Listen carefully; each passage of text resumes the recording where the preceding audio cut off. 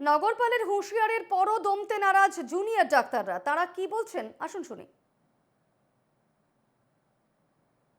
আমরা এর আগেও দেখেছি বিভিন্ন জায়গায় আমরা যে প্রতিবাদ সেটা শান্তিপূর্ণ ছিল। তার আগে আমরা তাদেরকে ইন্টিমেশন দিয়েছি। এখানেও আমরা যখন এসেছিলাম তার আগে ইন্টিমেশন দেওয়া ছিল এবং এই যে অ্যাকশনের কথাটা উঠে আসছে, যে আইনানুগ ব্যবস্থা নেওয়ার কথা, তো আমরা বলতে চাই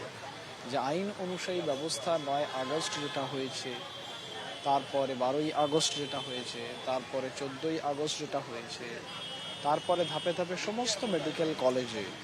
সাগর দত্ত থেকে শুরু করে আবার RG Kar medical college, Bardhaman, national medical college, সমস্ত জায়গায়, ভগবানপুর, সব জায়গায় তো ডক্টরদের উপরে এইভাবে যে ঘটনা ঘটেছে এবং সেক্ষেত্রে দেখা যাচ্ছে যে আইনানুগ ব্যবস্থার জায়গায় রাজ্য সরকার সুপ্রিম কোর্টে জানাচ্ছে যে ডক্টরসরাই তারা বেড দেয়নি, ডক্টরসরাই তারা অ্যাটেন্ড করেনি, যে মিথ্যাচার করছে, সেগুলোর যে আইনানুগ ব্যবস্থা সেগুলোতেও আমরা কিন্তু কোনোভাবে দেখতে পেলাম না যে পুলিশের এই সদর্থক আইনানুগ ব্যবস্থা।